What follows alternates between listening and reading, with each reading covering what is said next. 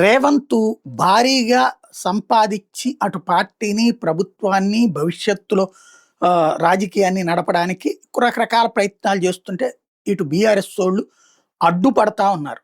వాస్తవంగా ఇదివరకటి రోజుల్లో తెలుగుదేశం, కాంగ్రెస్ ఉన్నటువంటి సందర్భంలో అటు రాజశేఖర రెడ్డికి, చంద్రబాబుకి మధ్యన ఇట్లాంటి ఇష్యూస్ నడుస్తున్నప్పుడు మధ్యలో ఏకేవీపీనో లేకపోతే ఇంకొకళ్ళో మధ్యవర్తులుగా వ్యవహరించి ఇద్దరి మధ్యన సర్దుబాటు చేసి 60-40 రేషియోలో కథలు నడిచినాయి. అది ఇప్పటికి కూడా చాలామంది మాట్లాడుకుంటారు.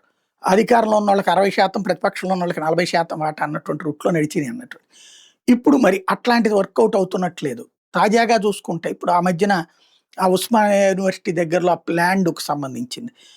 ఎప్పుడో వివాదంలో ఉన్నటువంటి ల్యాండ్ దాన్ని శుభ్రంగా కొన్ని వేల కోట్ల రూపాయలకి అమ్మేసేసుకుంటామో లేకపోతే సంపాదించుకోవడమో చేద్దాం అనుకుంటే కోర్టుకు వెళ్తే సుప్రీంకోర్టు ఆగ్రహించి దాన్ని అడవిలాగా ఉంది, అడవిలాగానే ఉంచమని చెప్పినటువంటి ఆదేశాలు. దాంట్లో సంపాదించుకునేవారి వర్కౌట్ కాలేదు. అట్లాగే రకరకాల ప్రయత్నాలు తనకి సంబంధించి చేసిన వాటిలో మిస్ అవుతుంది. ఇప్పుడు జీడిమెట్ల దగ్గర నుంచి ఇండస్ట్రియల్ ఏరియాల్లో ఉన్నటువంటి ఇండస్ట్రీస్ ల్యాండ్స్‌ని కాస్త అనేక మూతబడిపోయినాయి. ఈ ల్యాండ్స్ ఇచ్చింది గతంలో గవర్నమెంట్ తక్కువ రేటుకి ఇండస్ట్రీ నడుపుతున్నారు కాబట్టి ఇచ్చారనమాట.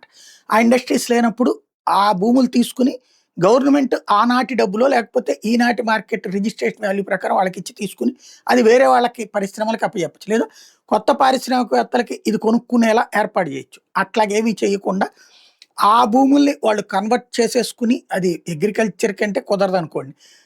రెసిడెన్షియల్ ఆర్ కమర్షియల్ కింద కన్వర్ట్ చేస్తారు. అంటే షాపింగ్ మాల్సే పెట్టుకోవచ్చు, లేకపోతే అపార్ట్మెంట్లు, ఫ్లాట్‌లు కట్టొచ్చు. వాస్తవంగా ఇప్పుడు ఆ ఏరియాలన్నీ భూగర్భ జలాలు సర్వనాశనం అయిపోయి బోరేస్తే గనక కెమికల్స్ వస్తాయి.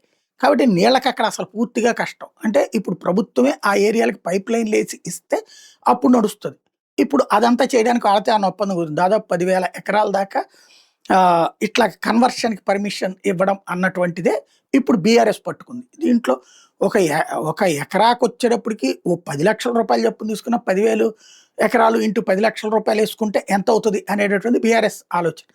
అదే సందర్భంలో దాన్ని ఎలా తిప్పికొట్టాలో అర్థం కాక తలపట్టుకోవడం రేవంత్ వంతు అవుతుంది.